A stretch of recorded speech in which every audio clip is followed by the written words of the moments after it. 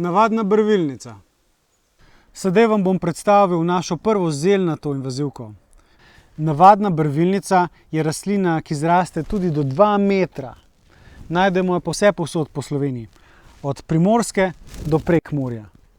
Ima taka značilna stebla, vonj in take lepe črne jagode, ki zorijo jeseni. Več o njej pa vam bodo povedali gozdarji iz Krajevne enote Ptuj.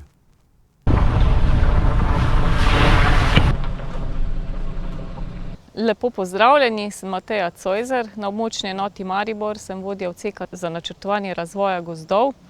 Z invazivnimi vrstami pa se ukvarjam od leta 2013, ko sem začela v okviru projekta Tuja popisovati te invazivne vrste na območju gozdnega gospodarstva Maribor.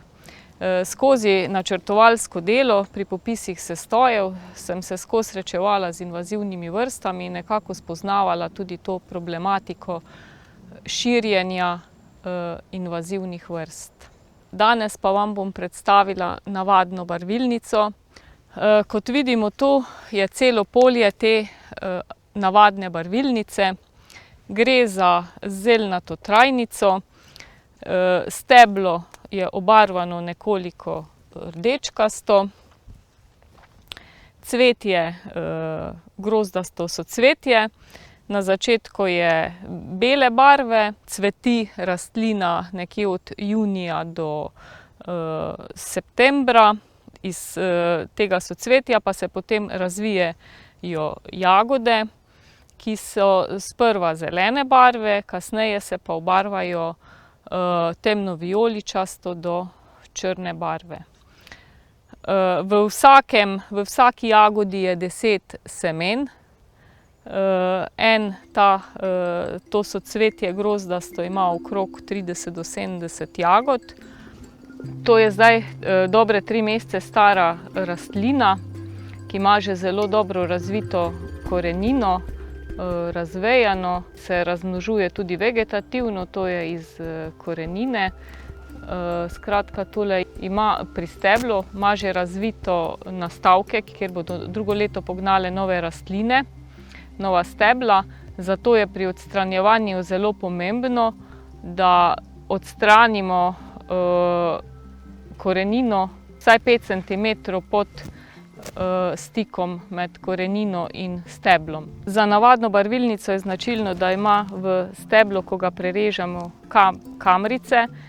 Uporabljali so jo za barvanje vin, drugače pa tudi kot okrasno rastlino na vrtovih, od koder je tudi potem pobegnila v naravo. Za navadno barvilnico je značilno, da je cela rastlina zelo strupena. Plodovi vsebujejo sok, s katerimi so pač barvali tudi to slabo vino. Medtem ko pa najbolj strupena je pa korenina od navadne barvilnice. Seveda se uporablja tudi v zdravilstvu, tako da je treba biti pri njej zelo previden. Tudi pri odstranjevanju je treba uporabljati zaščitno opremo, ker lahko povzroča dermatitis. Torej, če pogledamo površino pred nami, vidimo, da je v delih, kjer je pod zastorom krošnj odraslih dreves, delež te barvilnice silno majhen. Vidimo posamezne osebke. V takšnih primerih se nekako lahko odstranjevanja te barvilnice lotimo z puljenjem, kar je najbolj učinkovito. Zdaj, ko so tla precej razmočena, gre to relativno enostavno spuliti z korenino vred, kadar pa so tla zbita suha, je pa to bistveno večji problem. Če pogledamo širšo površino okrog nas, kjer vidimo, da je te barvilnice ogromno, je treba vedeti, da je odstranjevanje z puljenjem praktično nemogoče.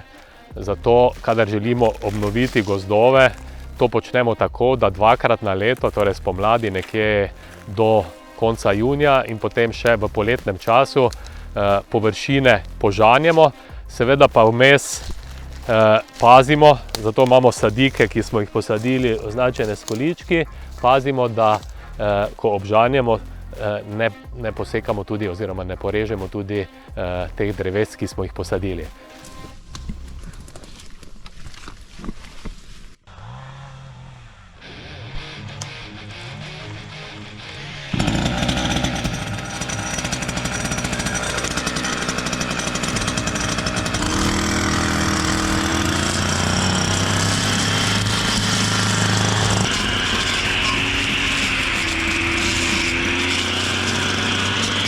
Sem Aljaž Zadravec, tukaj na območju Ptuja izvajamo na delovišči Slovenskih državnih gozdov gojitvena in varstvena dela. Trenutno poteka obžetev, kjer odstranjujemo tujerodne invazivne rastlinske vrste, da v bistvu pospešimo in omogočimo rast sajenemu mlademu drevju.